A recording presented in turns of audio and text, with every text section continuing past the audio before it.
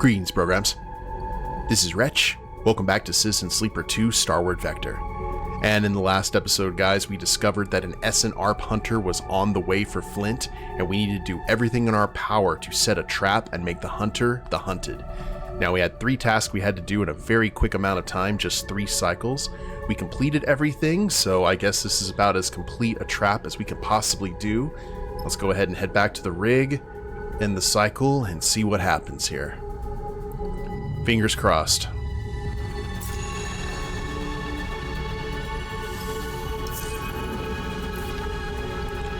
Wake up, sleeper. Seraphin's in the bunks. We've got incoming. You shake off the haze of forgotten dreams and get up. In moments, you're in the cockpit. Xander, Cadence, and Seraphin all gathered around the console. On it, the local view shows nothing, not a single ship signal, and few objects beyond a scattering of debris. It was right here. I swear it. Seraphin jabs at the screen. A ship. Small, but definitely a ship. Seraphin, Cadence sighs. we've been up a while. Get some rest. I know what I saw. He catches her eye. You look at the screen, its gridded view showing the scattered signature of debris, like schools of fish drifting in a soft current. The manufactory is a noisy blob at the center of the circle, one that dissolves into the background at its edges. Nothing. And then there it is. A flicker, a flash, a spark of movement and light among one of the debris clouds. It flares, and then is gone again. You look up and Seraphin meets your eye. He reads your expression immediately. Seraphin slams a hand down on the console, opening up the comms channel. Look alive, Flint. They're coming in. Go deep and be ready to run. He puts his hands off the switch. We better hope they heard that. Then you see it through the cockpit glass. The flare of an engine, faint and masked, but driving a squat, dark ship out of the debris. The hunter. The ship seems to idle a little near the manufactory's asteroid, drifting past the dressed-up shell of the old facility. Time to see if our fake colony is convincing enough. Cadence nervously clasps her hands together. Will they buy it? They better. Seraphin looks concerned. Because if they think this place looks abandoned, the hunter might just strafe the whole facility. Seraphin swallows hard. We need them to dock, to come inside. You look out at the ship, and as you do, it jumps forward, toward the docking tower. You watch for a few tense moments as it hesitates, then slides into position onto one of the docking bridges. Cadence sighs in relief. They went for it. Seraphin pats you on the shoulder. Good job. The rat is in the maze. We can track them now. He exhales. At least that's the theory. I hooked up some basic monitoring devices in the assembly line. Xander calls from another console. A few shitty cameras repurposed from the factory monitoring systems. Not much, but hopefully enough to tell where they're at. Cadence, Seraphin, and you crowd around the screen. Xander flicks between noisy, black and white images and feeds of static. You squint into the fizzing dark, trying to pick out any detail. Then suddenly, you see them.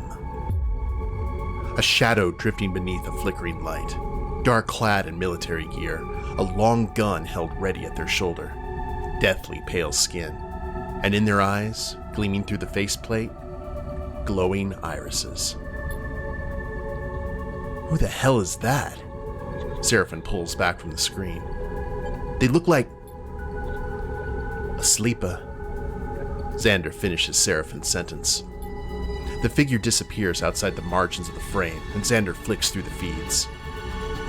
Where'd they go? You drift back from the screen, trying to think straight.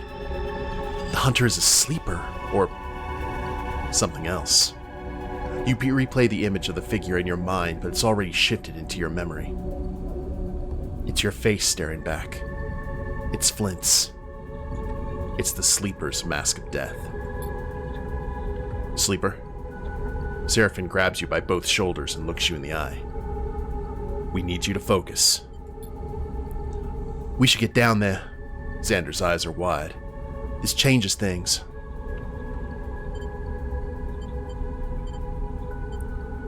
Xander's right. Xander nods to you and then's gone, kicking hard off the cockpit wall and heading into the ship, toward the airlock. Seraphin gives you a hard look. You better hope nothing happens to that kid. He shuts off the console. Let's get after him. Go. Caden looks between you and Seraphin with a steely expression. I'll stay here. She glances nervously at the console. Give me the signal and I'll send the detonation signal. She swallows hard. If it works. Seraphin looks torn for a moment and then nods. Let's go. You rush down to the airlock and suit up, and then you're out, descending through the rock-strewn void in tense silence. You enter the manufactory through a gap in the frame, passing through layers of twisted facility into the deep parts, where you know Flint waits in the dark. You say nothing to each other, afraid the comms will be intercepted. You lead Seraphin on, seeking the deep bays under the silos, where the ordnance waits for its detonation signal. If you can grab Xander, grab Flint, then clear the facility, this can all still work. Seraphin's hand falls to your shoulder, pulling you back. You go to speak and then you see it. A torch beam lancing through the dark. A shadow drifting beneath a flickering light. Dark clad in military gear, a long gun held ready at their shoulder. Deathly pale skin, and in their eyes, gleaming through the faceplate, glowing irises. The hunter, with eyes like you, like Flint. The hunter is a sleeper. Below you, they push through the dark and broken layers of the facility, seeking Flint. And where is Xander? Seraph and you exchange wide-eyed glances in silence. The hunter passes below, disappearing into a dark passage. You wait together, the moment stretching out, then descend down into that same passage. The silence is absolute. Suddenly, there's a flash of light ahead, bright and forceful, and a rumble that shakes rust flakes from the walls. You and Seraphin push off hard, gliding into the dark, desperate and afraid. You come into a low bay scattered with glowing embers. Scorched holes in the walls spew drops of red-hot metal, where a weapon has been discharged. The hunter floats at the center, taking aim again, and you see a flicker of movement on the far side. Flint retreating. Before you can act, a slight figure in a suit slams into the back of the hunter. Xander. As he hits, the hunter's gun spins out of their hand. Rush the hunter, or grab the gun. Well, we know what we gotta do. And we lost some stress. You kick off, away from Xander and the hunter as they grapple together, spinning in the dark toward a deep shaft on the far side of the bay. You spot the shape of the long gun as it spits ahead of you. As you reach it, your hand locking around the sculpted grip, you spin and raise it. You take a moment to steady your aim. The scorching shot grazes the side of the hunter's suit in a flurry of sparks. They're thrown away from Xander, unable to find anything to slow their glide. The hunter disappears into the dark of the shaft, leaving a trail of embers in the dark. You see fear in Xander's eyes as they turn back to you. The muzzle of the gun smokes, glowing red. It's spent. I've got Flint, Seraphin calls over local comms. We ascend, now. You look across to the two of them, kicking off from the floor of the bay toward a ragged hole in the ceiling. You and Xander exchange a single glance, then follow. Cadence, Seraphin's on the wideband. Detonate this place now. Send the command. There's silence. You ascend through it, through the layers of the manufactory, seeking the open void of space beyond. You clear the manufactory, gliding into open space. A silent shockwave, like a gust of wind, runs through the void. The silent rumble spits out a scatter of debris. You turn back, still gliding toward the ship, and see the shattered manufactory. Whole sections are bending outward, the framework shredded, plating tumbling away in shards. You look across at Seraphin and Flint, their eyes set on the ship, trying only to stay ahead of the debris. You do the same, fixing your attention on the rig and nothing else. The hunter is dead.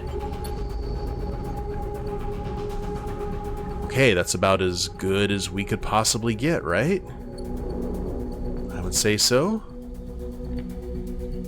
And it didn't look like anyone got injured. So let's go ahead and... You can now travel back to the hub. Once you leave, you will not be able to return. Leave the contract. Yes.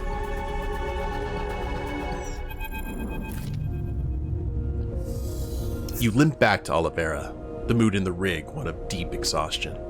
But as the colony appears, visible from the cockpit, the satisfaction of having run a terrifying gauntlet and come back in one piece shifts the mood. The crew's improved mood only becomes more obvious as you draw close to Olivera. As you come into dock with the colony, you feel a wave of relief. Seraphin pats you on the shoulder as you both wait for the airlock to open. That hunter. EssenArp is crueler than I could have imagined. It doesn't surprise me. It's a nasty logic. Send a sleeper to catch a sleeper? Seraphin shakes his head. Well, I'm glad we bought Flint some freedom. The airlock hisses open, revealing the docking bridge where Xander first confronted you. This time, another, more substantial figure waits in the passage. I hear you're the ones I should be thanking for saving my life. Carmen leans against the side of the tunnel, one arm clamped against his waist. So, thank you. He nods at the two of you. Happy to help. Carmen smiles. Oh, I have a feeling there might be more to your arrival than just a friendly traveler offering a helping hand. Carmen! Cadence rushes past the two of you, gliding into Carmen with an embrace strong enough to leave the injured man off balance. All right, careful. Whew. You don't want to put me back in the med bay now, do you? Carmen pushes Cadence back with a gentle grip on her shoulders. He flinches as he does, his joke clearly holding some truth. Sorry, Cadence smiles. Just glad to see you up. A frown crosses Carmen's face. Where's Xander? You losing your vision, old man? You look back to see Xander and Flint behind you in the tunnel. Xander smiles wildly at Carmen, betraying his happiness to see him, or widely. I'll be just fine, Xan. Carmen's words are confident, but his tone suggests he isn't convinced. You notice his hands are tightly balled into fists, as if resisting pain, and wonder if she should really be up at all. Carmen turns to look at you and Seraphin. I think we need to talk. How about you two and Flint accompany me to the medbay? Carmen winks. Flint pushes past both of you and goes to Carmen, helping him out of the tunnel. As he does, they exchange a few words, but you're too far away to make them out. You and Seraphin exchange glances and follow behind them, into Olivera.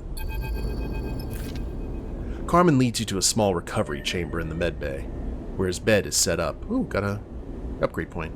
A handful of tools and wires float gently beside it, attached to boxy devices. Flynn has already left the group, leaving just you and Seraphin with Olivera's injured founder. Carmen meets your eye with a hard look. So, how'd you two end up stumbling onto our colony out in the shoals? He raises an eyebrow. Because we're not usually open to visitors. Ankita sent us to you. You see the flicker of recognition in Carmen's eyes when you mention Ankita. You produce the thumbnail drive, holding it out for Carmen to inspect. She told Sleeper to deliver this to you, and you alone. Seraphin folds his arms. Carmen pauses thoughtfully. Well, that's a name I've not heard for a while. He takes the drive. Seems I should thank you again. Perhaps I owe you some explanation myself. Ankita and I used to work together, a lifetime ago. Carmen shakes his head. We went our separate ways, but then she turned back up in Olivera. I established this colony as a refuge, a way of starting again. Carmen clasps his hands together. The belt is changing, and I'm afraid of what is coming. Ankita took refuge here for a short while, and then one cycle she was gone. Carmen shrugs. That's not unusual for her. Each of us has our own demons. He holds up the drive. I will take a look at what's on here when I'm able. He looks at the drive with concern. And I'll let you know what I find. You and Seraphin thank him and leave the chamber as he settles back on his recovery bed. As you leave, Flint catches your attention. Can we speak? Seraphin pauses. I'll catch you back on the rig. He looks between the two of you and then glides away. Flint hovers, a look of concern on his mask-like face. What do you need? Flint gives you a curious look. You don't remember any of it, do you? Any of what? Of how you got here, of your history. Flint screws up their face in a pained expression. At first, I thought you were hiding something, or you were intentionally avoiding the subject. So I waited. But I understand it now. You don't remember me at all. You take a moment to think, to try to recall Flint. You furrow your brow in frustration, sifting through hazy memories of Darkside, and further back, of your arrival to the Belt. You close your eyes and see the faces of other sleepers, panicked, desperate, in darkness. I don't remember. We worked together, in the same EssenArp mining installation, along with the other sleepers. He searches your eyes for a spark of recognition. We weren't close. I'm not sure we really spoke. Very few of us did. But I was there when we planned the escape together, the run to the freighter, collapsing the mine shaft. Flint stops, struggling to continue in the face of the blank look you're giving them. You feel an unpleasant itch, as if something's crawling around inside your skull. You can see that Flint wants you to recall them, to recall the escape, the installation, but you find only hazy sensations, and beneath them, pain. I'm sorry, I don't mean to... Flint looks down. I know you can't help it. I just needed to say something.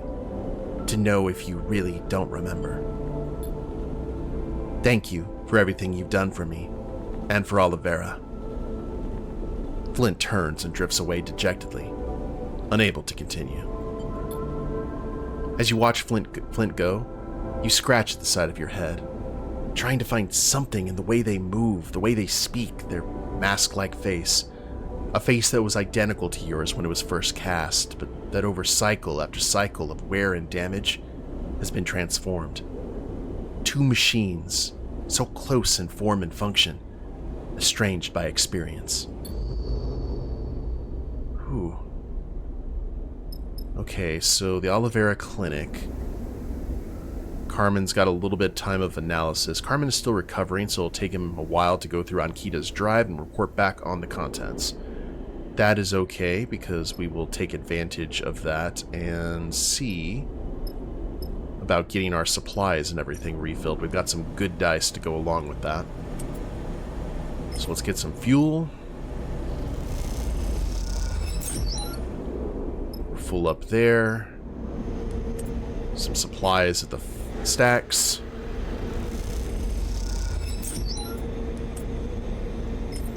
And hopefully we're okay. And stellar. And just because we didn't do it at all during the mission, let's go ahead and feed Jonesy some.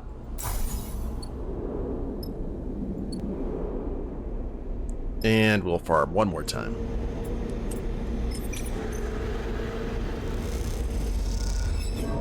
Oh, whoops.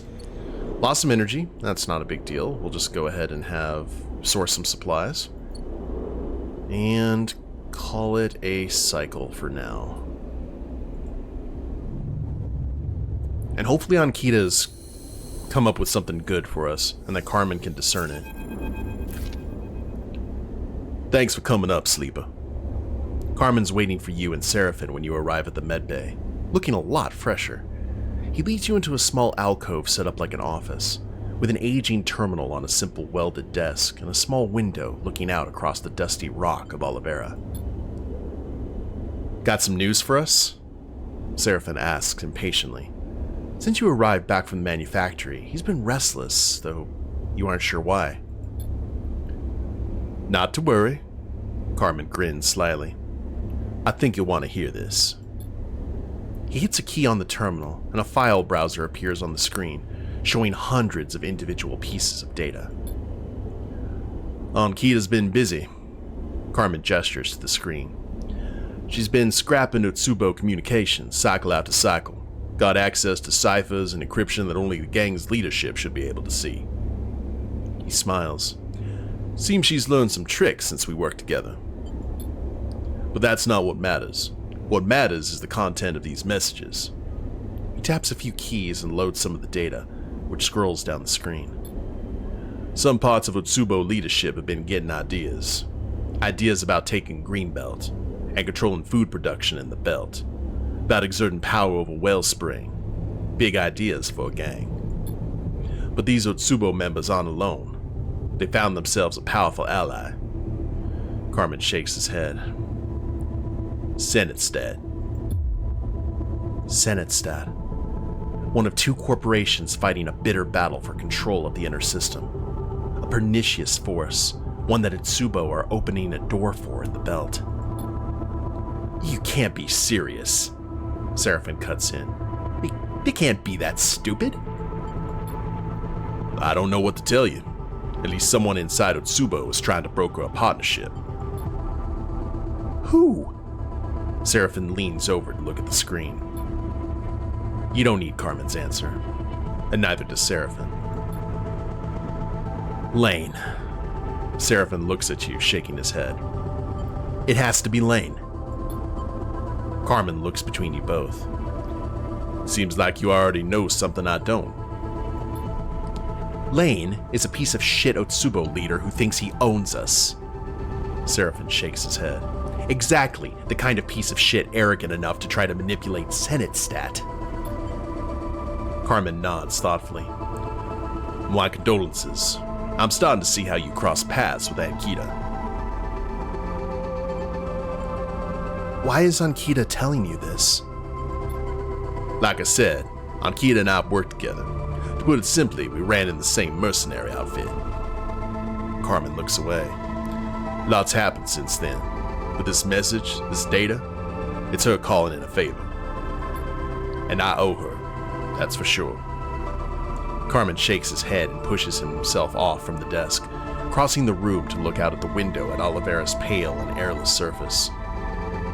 Hell, after what went down, I owe you both too. You look at Carmen, staring out at the surface of this hostile rock, and wonder what he sees out there. He established the colony as a fallback, a retreat, not just for him, but for others too.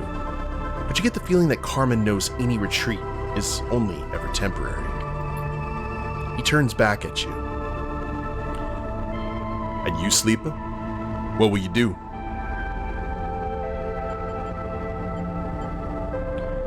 We will escape Laine.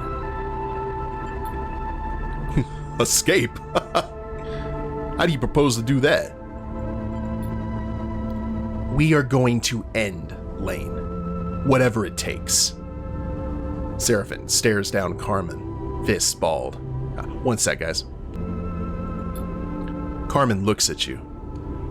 That one's gonna get you in trouble. He turns to Seraphin. But I like that energy. He looks back out of the window. It's not something we're gonna have to take head on. He shakes his head. Ankita sent us our weapon. Carmen turns and gestures at the console screen with its reams of incriminating data. Utsubo doesn't control all of Dockside. They only aspire to. They also claim to offer protection from the war between Senetstat and Conway, and that presents us with an opportunity. Utsubo is full of members who'd rather die than concede Dockside to a corporate interest. We play this right, Utsubo will end Laine for us. He smiles at Seraphin. to use your phrase. We leak the data? Not leak. Carmen frowns. This is delicate, tricky. There are a lot of ways this can play out badly for all of us. We can handle it. We've cracked Darkseid once. We can do it again. Seraphine's confidence is infectious. Is that right? Carmen seems to be thinking something through. He crosses to the console, back to the window, and then to the console once more. All right. I'm going to need some time, but I can put this together. Carmen nods at Seraphine. We'll need that energy, but you also need to be ready. We rush this, it's not ended well. So I can wait. Carmen turns his attention to you. We'll go from Greenbelt when you're ready. I have friends there who can help get that ship of yours into Darkseid. Seraphine looks at you. We have our own preparations to make, but we'll be ready. All right. Carmen unplugs Ankita's drive and hands it to you. Take this and get out of here. I don't want anyone finding this thing in my possession. You take it, the tiny drive somehow heavier now that you know that it contains the key to exposing Laine. Thank you. I'll see you in the wheat sheaf. Carmen smiles to himself. They know me there. I know when I'm doing like Carmen's southern accent, I know when I try to narrate, I also have that little bit of accent that kind of fades off. Just understand something. Carmen's expression turns serious. You want my help on this? There's no way we can let it get back to the colony. Once you leave here, you're not coming back to Olivera. Not until we're done. He meets your eye. He needs confirmation that you recognize the importance of this.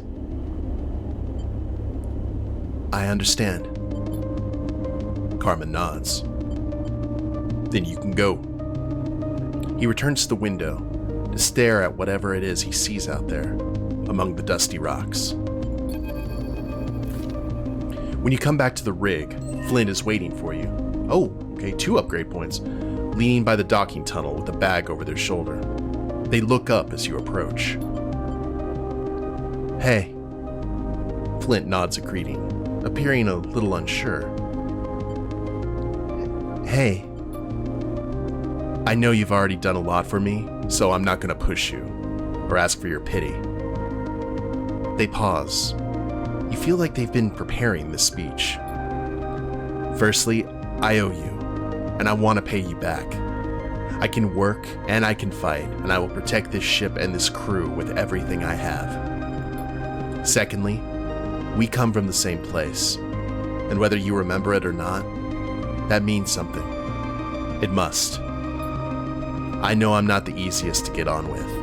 I know you might have reservations about having another sleeper on the ship, but... Let them finish. I'm eager. I'm ready. I want to move on, and I want to show my value. They pause. And, well, yeah, I think that's it. You look at Flint. Their frame's so much more damaged than yours, but with a fire burning in their eyes that makes them seem bigger than they are.